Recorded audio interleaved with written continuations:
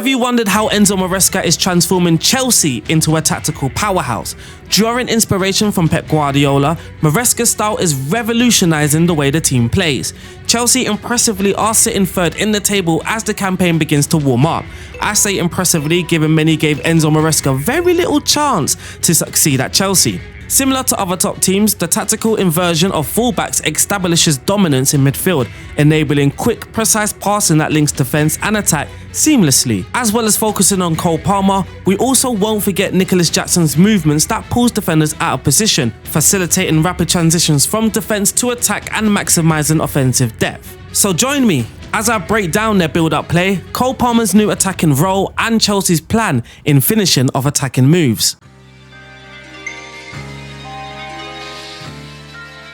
In the 13 Premier League games under Maresca, Chelsea boast an average of 55.5% ball possession, ranking them 4th in the league. At Leicester, Maresca implemented a plan that has carried over to his tenure at Chelsea. This approach emphasises a fluid movement of players, particularly focusing on the fullbacks' roles in the formation.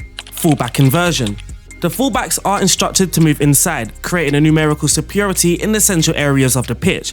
This tactic not only helps in controlling possession, but also opens up passing lane for midfielders, enabling ball progression. Then there's short passing combinations. The emphasis on quick short passes is crucial.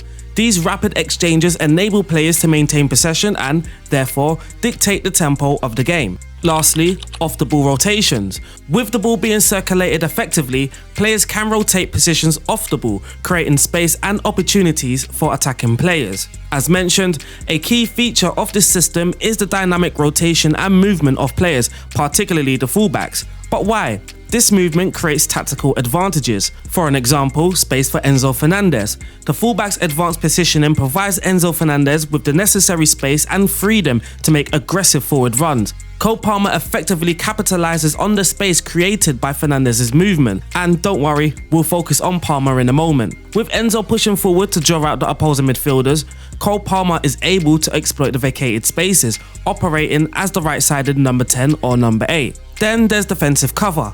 Often the right fullback offers defensive cover, ensuring that the team has a good rest defence for potential counter-attacks. Marc Cucurella and Gusto's tendency to move inside further illustrates the fluidity of Chelsea's midfield. Moises Caicedo typically remains in his position on the left side of the double pivot, providing stability.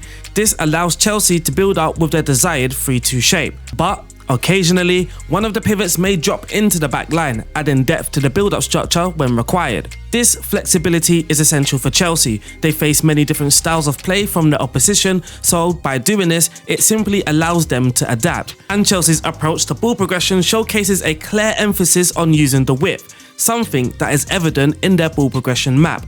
Constantly attempting to stretch the opposition's defensive structure, the focus on wide progression helps them to draw defenders out of position, opening central areas for midfielders and strikers to receive and exploit.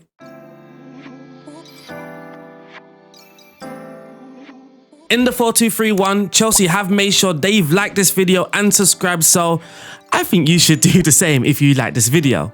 Chelsea used the pivotal asset in Cole Palmer, yes, I said Cole Palmer, who operates as the number 10. The Chelsea manager has opted to play him as the number 10 despite Palmer's success as a right winger under Pochettino. So far, he's got 7 goals, got 5 assists in 12 starts. The output is still there this season, but his role in the team's counter-attacks within this new system has been crucial for several reasons.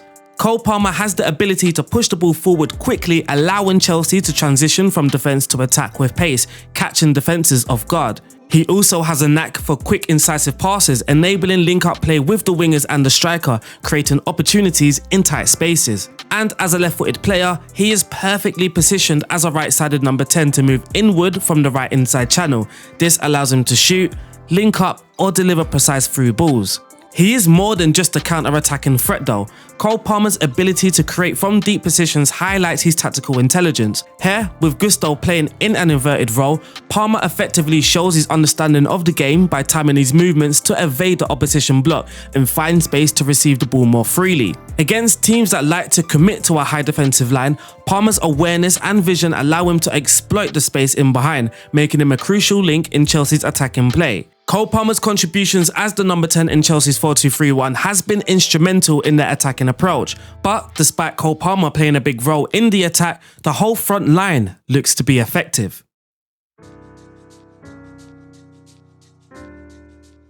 Chelsea frequently use a dynamic attacking system, deploying a horizontal line of 4 attackers. The 4 attackers maintain a flat line, creating width and stretching the opposition's defence. By stretching the opposition's back line, Chelsea create gaps elsewhere on the pitch. The width forces defenders to spread out, which can lead disorganisation and opportunities for exploitation. The wingers holding their positions wide along the touchline serves 2 primary reasons. It prevents the opposing fullbacks from pushing forward, thus maintaining control, and it creates passing lanes and options for central players, allowing for transitions and fluid ball movement. Conversely, when the ball is in wide areas, the wingers make inverted runs into central spaces, and this draws out defenders away from the central striker, Jackson, creating crucial space in front of him, and it opens up opportunities for late arrivals from midfielders, adding layers to Chelsea's attacking play. After 13 league games, Chelsea have recorded the 3rd most through balls in the Premier League. This highlights their emphasis on exploiting the spaces in behind opposing defences, particularly by leveraging the movements of their wingers. By pushing the number 10 forward, Chelsea effectively create a double striker formation. This can overwhelm defenders as the wingers are also making runs in behind, making it difficult to mark all attacking players effectively. The arrangement also manipulates the positioning of opposing defenders. When Cole Palmer drives into space, it forces the centre-back to step up and challenge him. This triggers Nicholas Jackson, who excels at making vertical runs, to burst into open spaces. And running is not the only thing that he's good for. He's also proved useful by spinning back in, freeing the number 10s or wingers between the lines. And this synergy between Cole Palmer and Nicholas Jackson not only enhances their individual performances, but also significantly impacts the overall attacking structure of the team. And that's how Enzo Maresca's Chelsea have impressed everybody in the Premier League. But now we're going to go into Football Manager.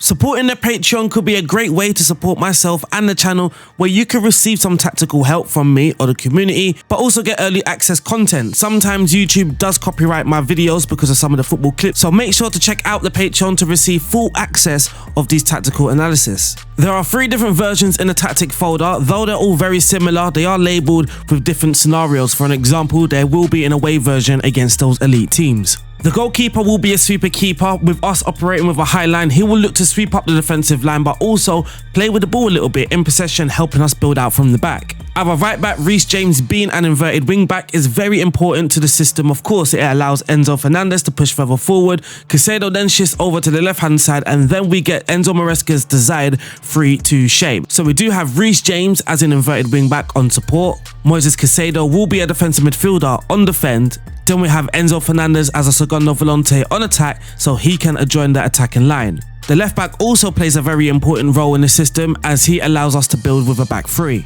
Moving into the attack line, we have Noni Madueke as our inside forward on support, crossing for the far post, staying wider as well, so he's going to give us that width and tackle harder. Main reason why I went with the inside forward on the right hand side is when we're building up on the right hand side, we can get those inverted movements that we mentioned in the analysis. On the left, we just have the standard winger on support, crossing from the byline, crossing for the far post, getting further forward, tackling harder, and in between them, we have the Cole Palmer role, advanced playmaker on attack, where he can drift as well as deep, picking up the ball and playing those precise through balls. Lastly, up top, a complete forward, Nicholas Jackson. Not only is he going to make those nice vertical runs, he's also going to drop deep, creating combinations in tight spaces. And as you can see, we've kept the player instructions at minimal, so only the 2 wingers and the left back will have playing instructions. Let's not forget the 2 ball playing defenders at the back. For the attacking width, we kept things at narrow, so players can be in close proximity with one another, allowing us to keep possession a little bit better. Approach play, pass into space, that's going to help us play those through balls, as Chelsea currently ranked 2nd with the most through balls in the Premier League. We're also going to focus play down the right hand side and the left hand side. That is how Chelsea will look to generate their chances, but also That's how they progress with the ball.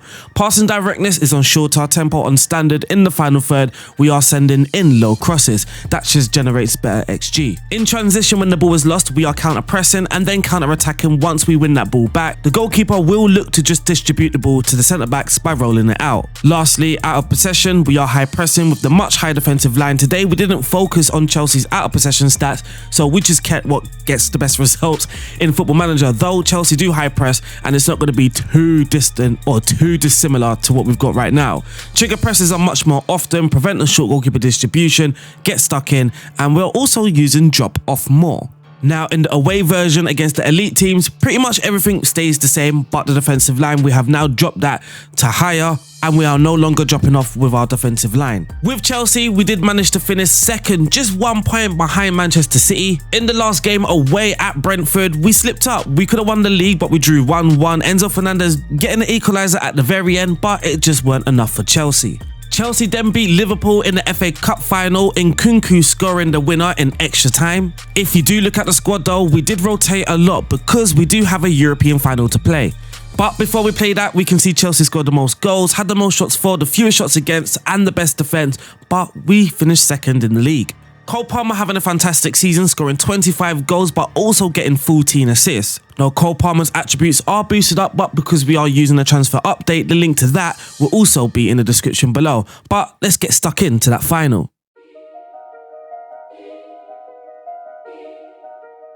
The team that we've gone with: Sanchez in goal, Reece James at right back, Cucurella at left back, Colwill and Fofana as our two centre backs, Caicedo and Fernandez in that double pivot. Then we've got Nkunku on the left hand side, Madueke on the right, Palmer in the middle with Jackson up top. Oh, it's the final. It is the final. The Europa League and Conference theme music it's absolute banging. Better than the Champions League one, in my opinion.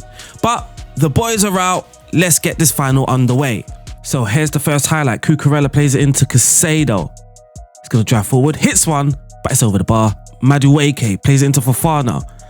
Fofana has the ball, brings the ball forward into Reece James. Looked offside, it was tight, but the ball's still in, and the header from Palmer goes over the bar. Chelsea have started brightly, but it's now Hoffenheim's turn to attack. Here's Bischoff of Hoffenheim.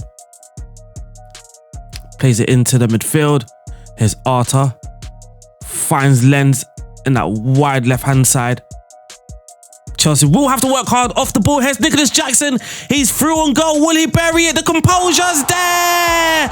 And it's Nicholas Jackson putting the ball away. It's Chelsea 1, Hoffenheim 0 in the Conference League final. It's a mistake from Hoffenheim, but Chelsea did do well off the ball, allowing Nicholas Jackson to tackle or intercept the ball and slot the ball past the goalkeeper. Chelsea 1, Hoffenheim 0. So here's Colwill, Cucurella. If we pause it, we can see our 3-2 build-up shape with Cucurella on the ball, Colwill in the middle, Fofana on the right-hand side. Reece James has moved into midfield. Caicedo partnering him. So remember, Caicedo started on the right side of the pivot. He's now on the left side of the pivot. And then we've got our horizontal line of our attacking four with Enzo just in between them, in between the attack and the midfield, sort of being that supporting link. So here's Cucurella with the ball. Enzo plays it to Nkunku. Hit one, son. He hits it, and it's a save from the goalkeeper. Pretty easy, straight to him. It's half-time. Chelsea are dominating the stats going forward with 14 shots, 3 to Hoffenheim, 5 on target for Chelsea with a decent XG at 1.77. Possession-wise as well, keeping the ball well with 58% of the ball. So here's Nkunku with the corner. Fofana heads it in for his 9th goal of the season. It's now Chelsea 2, Hoffenheim 0. It's a decent ball from Nkunku, whips it into the near post. As you guys know, man, as you guys know, the near post on Football Manager, very strong. Fofana heads it in, and it's 2. They kick the ball long. Enzo picks up the ball. Noni drives past one. Is he going to drive past the second? He does. He's hit. Is he hit the post? It's a save, but he's also hit the post. I don't know what's happened there, but it was a very good move by Madueke. So here's another highlight. Cole Palmer into Cucurella, back to Colwill. He's just going to stall on the ball a little bit. That sometimes does scare me. But here's Robert Sanchez. Plays it out wide to Nkunku, Cucurella.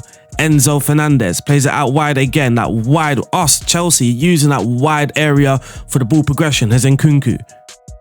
Again, you can see the 3-2 shape build up. Nkunku just dropping deep to support that build up. There's a lot of 1-2s and straight passes to Nkunku, but now he's decided to drive past his marker. He's whipped it in, but it's a pull pass.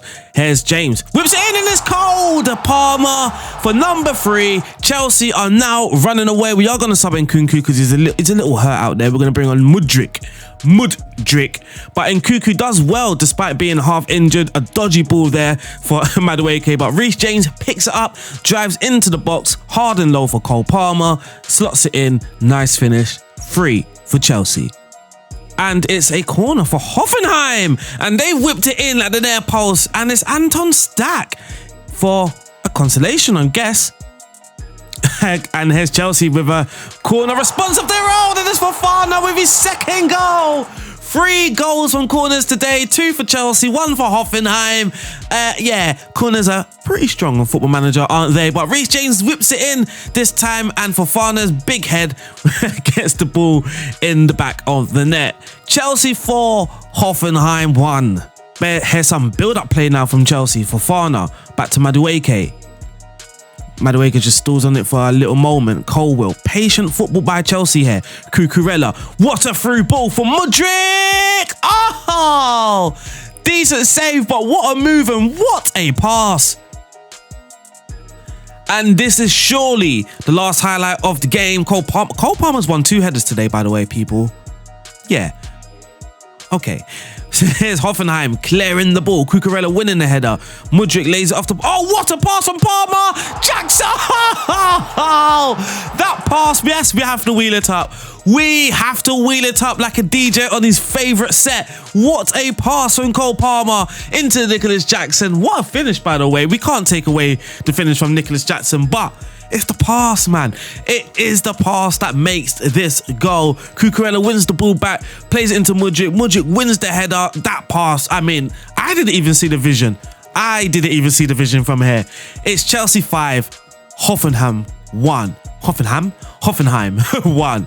And that wraps up the UEFA Conference League. It's Chelsea 5, Hoffenheim. I've said Hoffenheim once. Again, it's Hoffenheim.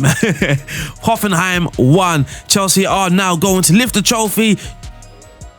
I think any moment.